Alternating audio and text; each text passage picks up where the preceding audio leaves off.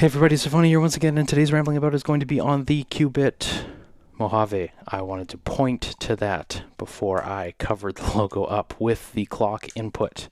Mojave is a 14 HP granular processor for your rack. It is different from the Nebulae. If I was to make some other contemporary comparisons, I'd say that Mojave is probably more like mutable beads, and Nebulae is kind of more like morphogene.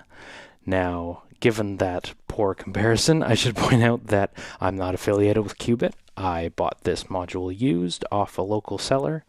I'm not affiliated with anybody. The series isn't sponsored or anything. It's just my own thoughts, my own ramblings, my own misconceptions. And if this is the first time you've watched this show, the part of the reason I got into it originally, and by it I mean part of the reason I started doing it in this format originally, was because I thought lots about how I wanted to do Eurorack videos and how I wanted to present it and how to perfectly talk about each module and the ways I would write the essays and all of the deep intricacies that make videos great. And I sat on my hands for all of about 2 years without doing it, and what ultimately rambling about is aiming to be is just a video blog about Eurorack. And it's important for me to point out to you, especially in this one, that lots of modules are confusing and I don't know every in and out of it. And sometimes I sit down to make these videos and discover things about it that I like and don't like, and sometimes I sit down to do a video on a module before I sell it, and that's not the case for the Mojave, but that was the case for the Oct. That I'm like, okay, I want to do videos on everything before I sell them. I want to, even if for no one else, if I'm able to look at my own thoughts on it back when I owned it down the line where I'm considering it again, I can look at the video and think about what I thought about it selfishly. And in the case of Mojave, I'm going into this one a little bit like, okay, it's been in the rack for a minute, but I've never really sat down with it. Everybody's like, everyone who I've talked to about granular stuff is bugging me to talk about Mojave, so I've been putting it off because I'm intimidated, and today I'm just gonna warts and all, do the video uneducated, unscripted. Most videos are unscripted. Sometimes I write down my own thoughts, but today we're just going to do Mojave, and we're going to go through it together. And if that is not the format that you like, then I totally appreciate that, and I will encourage you to give it a thumbs down. I didn't mean that in an engagement farmy way. I just mean to say that, it is what it is. And I'm Tafony. I want to be your friend. I am not here to be a journalist on Eurorack, if that makes any sense. That's what I originally was trying to say with that whole 2-minute ramble there. And more importantly than all of that, it sounds like this.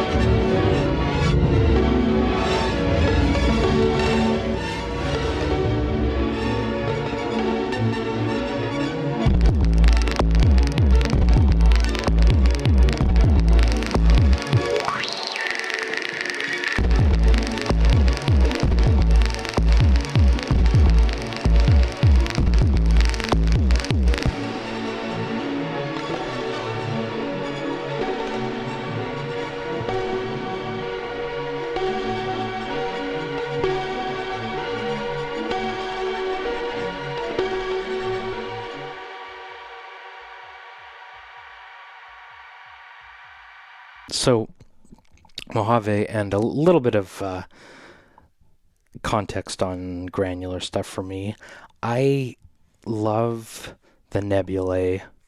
I I don't want to say to death. Maybe like because I owned the nebulae when I first got into Eurorack, and I was like, this is not an effects box. I don't like it, and it's not. It's its own separate, unique thing. It is its own uh, audio source.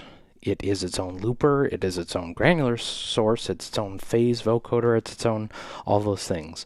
But it is not like an effects box, is why I didn't like it originally. And there's lots of modules I didn't like originally that I came back to later, and I was like, what was I thinking at the time?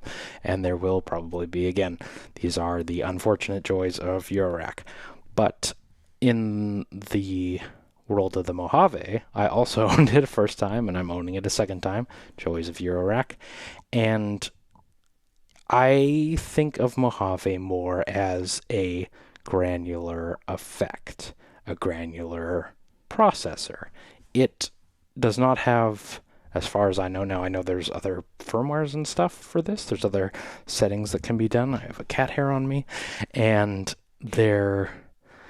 it takes audio in and granulizes it, puts it through the proverbial Mojave, and I will try and talk about what the creator had in their big ethereal vision for the plains and the Mojave and the gust and the drift and that.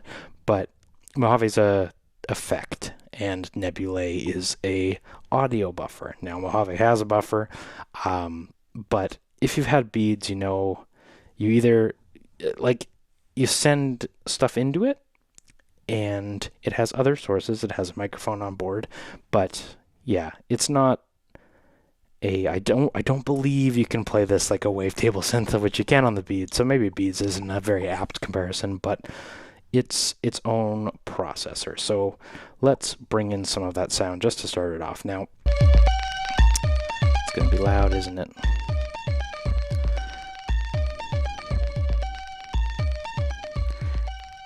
Let's. So this is totally dry to start off. Now, forgive me in this video if I'm jumping around all over the place on the screen. This, like, being in the very corner of the case is actually, like, quite difficult to get to, because my iPad is in front of the module completely, and the tripod that you are on is on top of my sequencer. So we're just gonna try. All right, this is a melody sequence from Verdid or Legio into the steady state gate. This is pretty, let's say, the usual tone that I reach for almost every time I pick up the module. Now, it does have an option to do internal clock, and you can control that by tap tempo. For me, I don't know, maybe it's just like they're trying to be creative. Well, we're all trying to be creative, obviously, but like Eurorack always like hates clock inputs. Like it hates syncing stuff, and I'm like, I want my LFOs clocked. I want my Mojave clocked. So there's lots of power on here for controlling the rate and speed over CV even. For me and for this video, we're just going to send a clock. We're going to stick to that. So right now, you'll see we are totally dry, and we'll bring in some grains. And it is not too exciting right off the rip, but the thing that here, let's go all the way wet, and you can just hear the grains. And I feel, just to get started, this is like helpful to see what it's doing. Obviously, you don't want to do this live, but what you have, so whirl, I'm going to go in no particular order. This thing has so much I/O that I didn't really like realize the first time I had it. Recently someone was talking to me about how your rack is so expensive because the jacks are the expensive part, and like, I don't know, you have 3 outputs on this, and what, there is, here, let's count them. There is 6, 12, 13, 14, 15, 16 jacks on the front of this thing. Like, it is like, it's a beast. But yeah, so in no particular order, the whirl is the stereo spatializer. So I hope you can hear that. But the more whirl you use, the more grains are spread across the two channels. And for me, I want to crank that, right? Why wouldn't I want the stereo spatialization, right? And if you can think of a reason, I might lose that down the chain. I should say that, like, you might not be hearing the stereo spatialization, just like the way things seem to go in my setup. But for me, yeah, crank the stereo field. That's what I want to hear, right? So right now, totally wet, only hearing little bloops. Let's go and increase the size. Now this is one of those very cubity. If you do counterclockwise, it's one value. If you do right, it is another. So if you go to the right, it increases the size forward. And if you go left, it'll increase the size in reverse. Now, backwards, it can sound like really foreboding, right? I like it, but let's just do forwards for now. And there is, I'm gonna have to go through some of these in the manual. Here, let's turn this up. And I guess if we're going in what I think is the logical order, I'm going to say the gust control is a reverb, and if you remember on the beads, or if you have experience with beads, you probably know a similar reverb, and I think it sounds really good. And I think for the patches that I like on granular synthesizers, the reverb really helps get it shimmery, you know? Now if you go back to noon, it turns reverb off, and there is a separate control on the left, which is an internal feedback. Okay. Now there's visual feedback for all of this right up in here. So if we start cranking this to the left, you'll see it feeding back.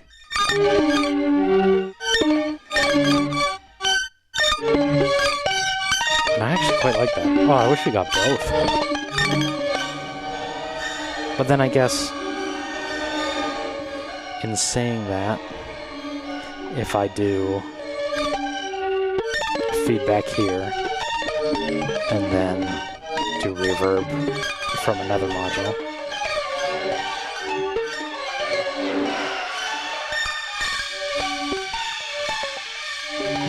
this being Desmos Versio. Yeah, it's even better than the reverb on board, at least for me.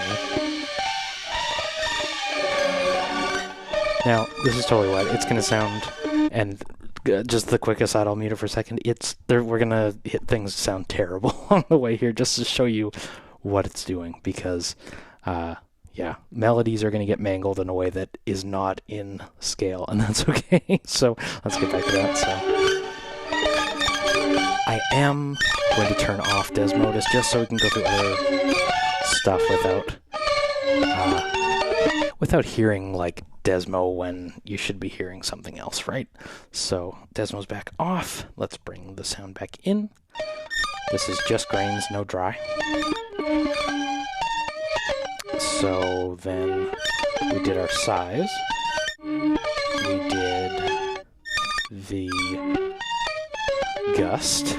And now, I think, let's just go over the other small encoder. So one thing that is kind of finicky on this one, I find, and this is just lack of brain cells on my part, I think, but like, you got to remember that these line up to them, which is a little weird for me. And I think, like, so mix is this encoder, zone is this encoder, speed is this encoder, and window is that encoder. It just, like, you kind of gotta like line it up internally. It'd be nice if they just like labeled them.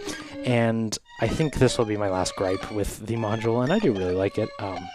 I'm not usually very critical in my videos at all, which somebody in my DM said it was because I was just like being a shill for whoever, but I'll just say I don't care for the naming of all this stuff. Like, I with some manufacturers like that are worse than Qubit for this, I just generally I get that we're trying to have fun and be artistic and ethereal and all those things. Like we're trying to have I just like esoterica. I don't care for it, and I don't care for calling stereo spacing whirl. Like the panel is beautiful and the light up and visual feedback of that stuff, I love it. I love the landscapes of them all. I love the back of the panel. But like, why do I have to look up what whirl means? Why do I have to look up what drift means? Why do I have to look up what distribute and structure and gust are? Like, can we just say what they are, right? Everything in Eurorack requires the bloody manual, and it can be really frustrating at times. But this is kind of the Qubit thing, right? And I mean this in a totally positive way. There's something to the Qubit stuff that, like, it's super deep and super powerful, and once you can get past the learning curve of them, they are like some of my favorite stuff. And I have tons of Qubit stuff because it is some of my favorite, but I just wanted to, like, if we're doing rambling about, I'm gonna ramble about that. I hate that it's called whirl, and I hate that it's structure and gust and drift, and I'm sorry, why can't we just name them something useful? So speaking of useful, the zone knob, which corresponds to that little encoder above it, is how close to the buffer it is. And I think in my patches, I like to try and get it as close to the start as possible, right? Like, yeah. So you just want it to, like, follow as closely as possible to the start of your buffer, I think. Because there'll be lots of room. Now, speed isn't... So speed is beside it, I should say, first of all. Speed isn't the size of the window, right? It doesn't talk about, or it's not affecting how fast it plays through the buffer. It's affecting the pitch, right? So maybe we could have said pitch, right? But let's go up in 2 octaves because I like to have it shimmer, right? Now this is going to start to sound even weirder in our totally dry version, but if we mix in the original mix,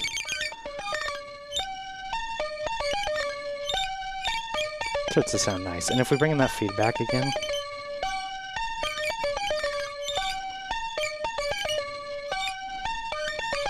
bring my size up. Yeah.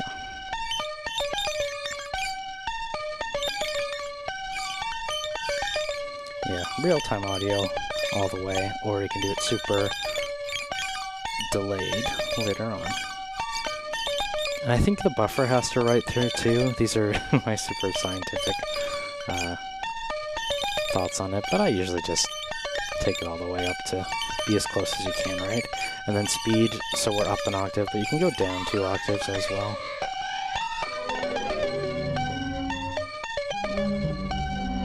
Funny, if you go too far down in octaves though, it, like, you really get that bit reduction, right? Which you might really like, but I don't know. For me, I like the shimmery up stuff, right? So, yeah, going shimmering up. And then window, this is, if you're familiar with beads, this is the envelope of the grains. So there's different modes. There's hamming, which is like a sine, sort of. I mean, it's an envelope, but like it's a smooth envelope. Then there's an up ramp,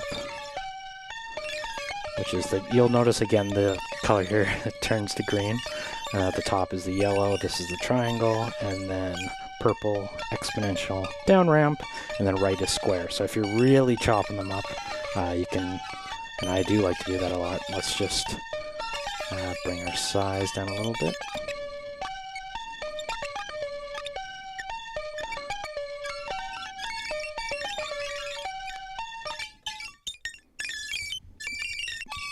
Get really, and if you're into, and you can totally, just like on beats, you can totally get into beat slicing stuff. You get those square waves going, just like slicing it, beat slicing. Yeah, I like it.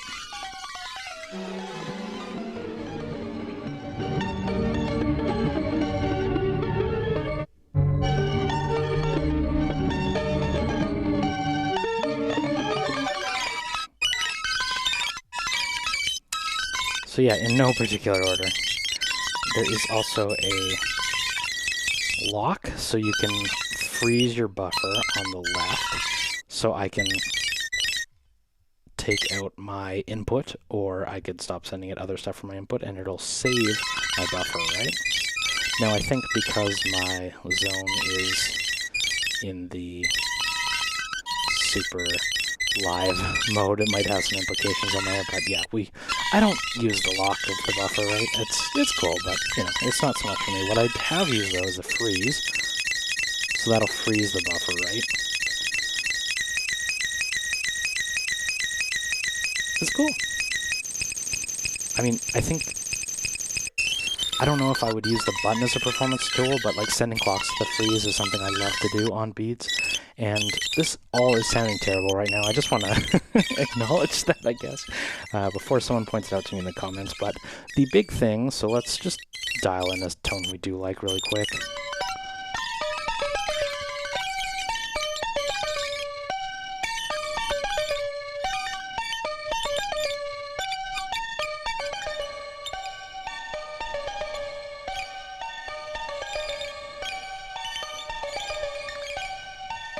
So drift was how much the audio wanders through the buffer. So if you've seen, I hate making all these comparisons to things you might not know, but if you have ever seen granular synths on a DAW, you've seen like how the slices kind of jump around the buffer as it cycles through it.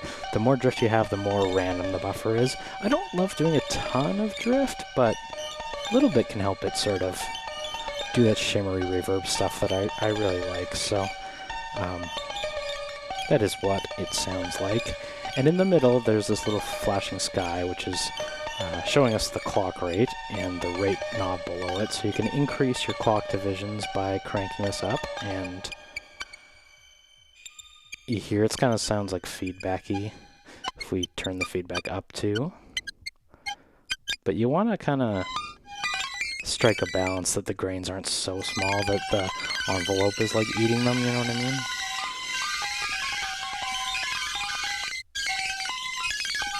So yeah, I keep it at noon. I'll go into the green envelope, and the sky mode is this little button above the sun there. So blue, it puts your grains into major scale. Green, they are in minor scale. Gold, they're in chromatic scale, so it's like quantizing them but not assigning it a scale. And then purple is just unquantized in both pitch and rhythm, which can get crazy too. But what I thought sounded best is the yellowed quantize the scale. And to be honest, this part also confuses me too, because like sometimes you do major stuff that doesn't sound right, or you'll do minor stuff that does sound right when your sequence is major. I think what is going on too is like those are based off of a C note that you're not sending it right. So if you're sending it in a different key, you might be receiving relative minor on the Mojave side.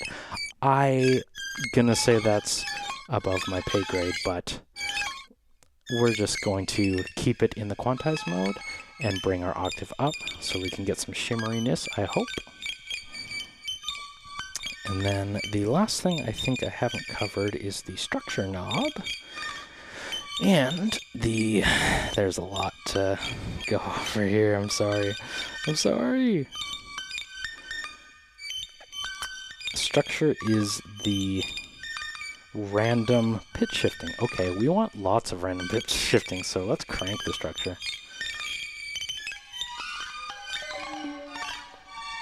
I love that. Okay, maybe we do want to be in minor key. Or major. Let's bring in some of our dry.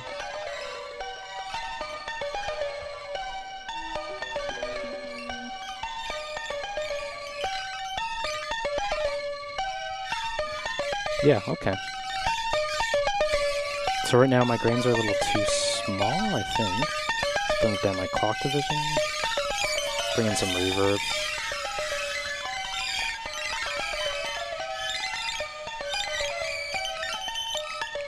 Try reverse.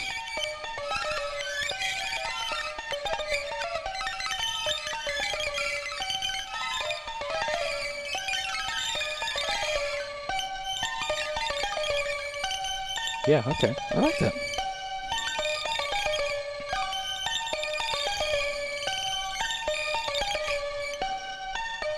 Yeah, we're getting into that almost to where I really want to be, which is that pitch shifty, shimmery mode.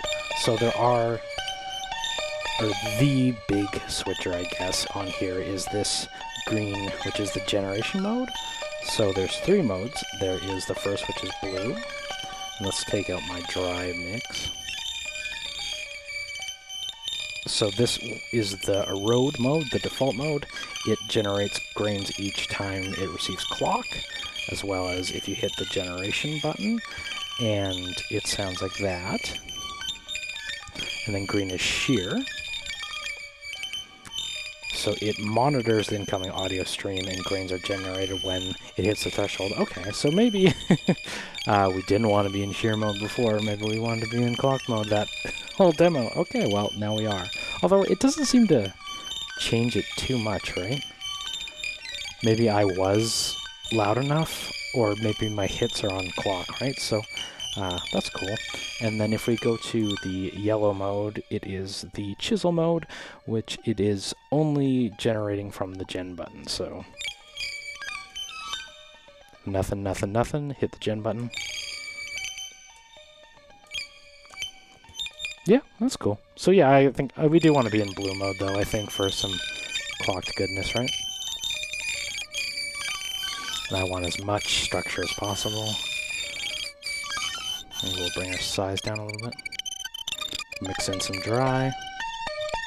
Mix in some verb.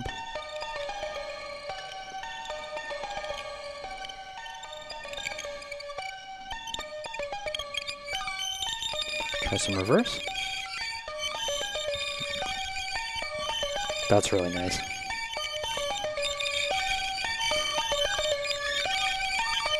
Yeah. Try and switch our reverb to feedback, and I'll bring in Desmo's verse here.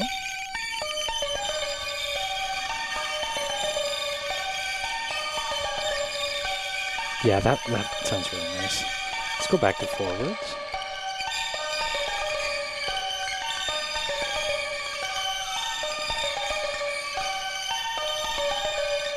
Let's do a little bit of drift.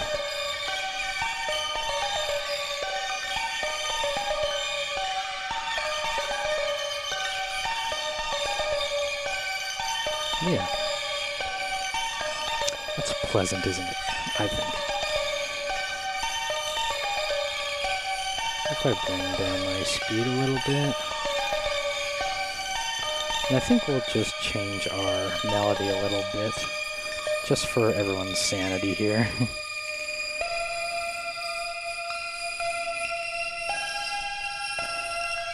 Just try and do something a little more sparse so y'all can really hear it. So I hope I have demonstrated the panels well, and, well, I definitely didn't demonstrate it well, but I want to show you one thing before we do that, and that is if you remove the input, the mic on board will be your input. So I might have to turn that up because it might be a little weird to hear me in the mix. So I'm going to mute this mic, and you'll hear just that mic.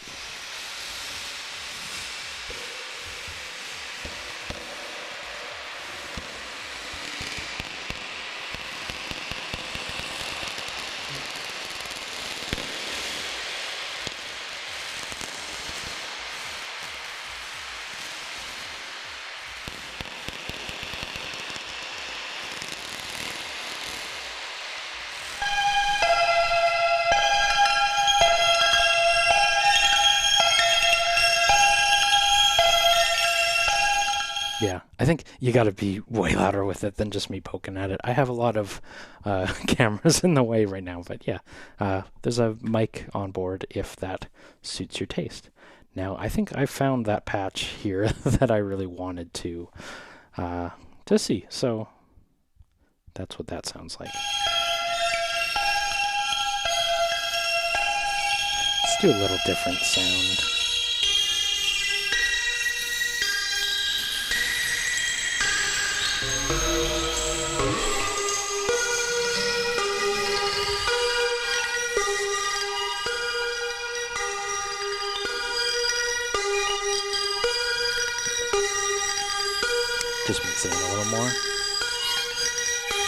Yeah, that's the granular sound I want. Like a little glitchy, but like shimmery and drifting, and yeah. So now I'm gonna do what I usually do not. And we might find it's for good reason, but we're just gonna blindly start sending some LFOs to the Mojave. Let's do LFO over R speed for some pitch shifting.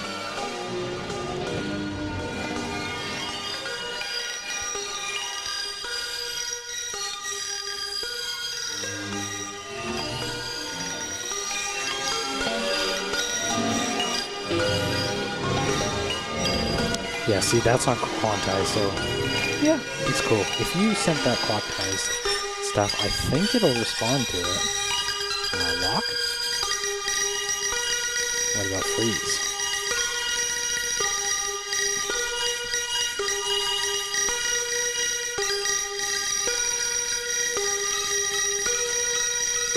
Nope, lock was on. Let's try that again. Freeze is on now. If we turn freeze off, this is our dry sound. Well, our non-frozen sound. And then we'll send the freeze.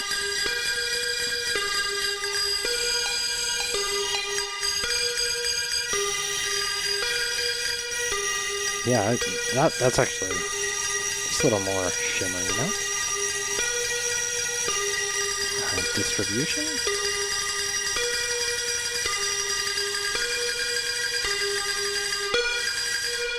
Mix. Just so you can hear where my LFO is clocked in. Let's slow that down a bit. Yeah, that's cool. Gust? Well, that's actually cool to bring in more and less feedback, right? That's nice. Size? You almost want to send some randoms here. I wish I had a random LFO handy, but whirl. Rate? Oh, if this stays locked to clock divisions, that'd be really cool. I think it does. Yeah. Structure?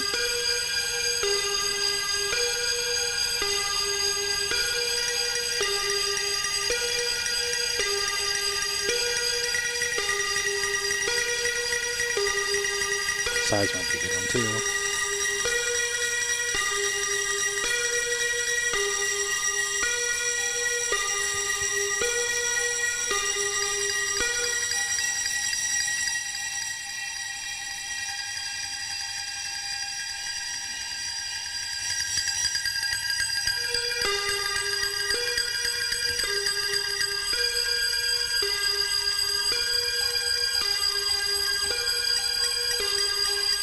My freeze is on. That was part of the problem.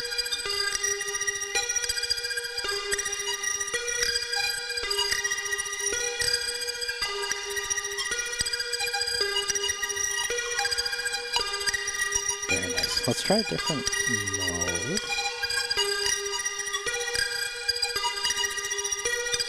Yeah.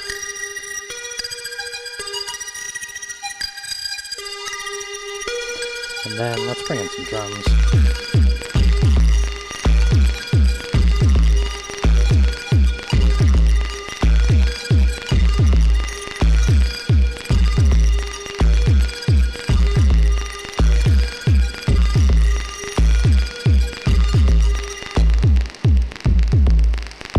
No, this isn't going to Mojave, this is just drums.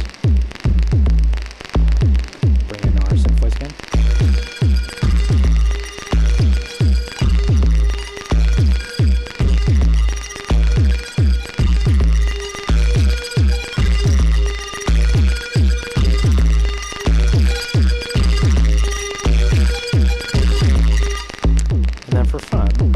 Just put our drums through Mojave just to hear how it sounds. And I will have to steal that patch cable from the other one, but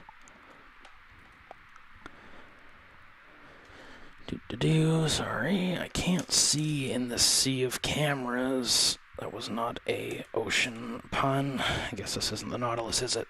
We'll get there eventually. Let's bring in Mojave with drums. said before about using a red envelope to slice it evenly. Well, that is fun. I really want to do octaves down for drum. Small slices. First, let's bring in some more drum mix.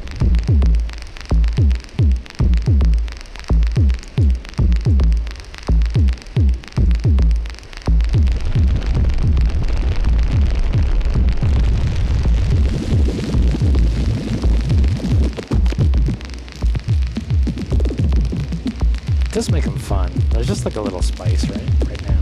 Let's try and see if we can do something a little crazier.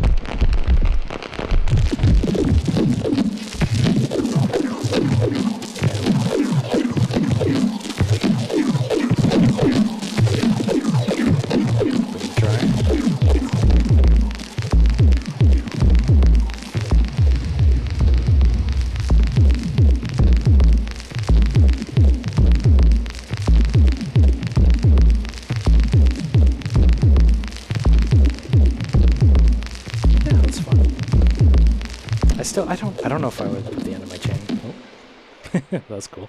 I don't know if I'd put my end of the chain through it. Although I watched that blush response video on it and it sounded really good. So I don't know. All right, this has gone on way too long. I'm tafony. Thank you so much for watching. I think this was definitely. There's so much exploring to be done on a module like this, like the Mojave especially. You just, I'm hoping to show you, to impart on you the sounds that I really enjoy and what that noodling process is like, and hopefully there's something in there that you enjoy too, and I appreciate you listening to my meaningless babble. Thank you so much for watching. Take care.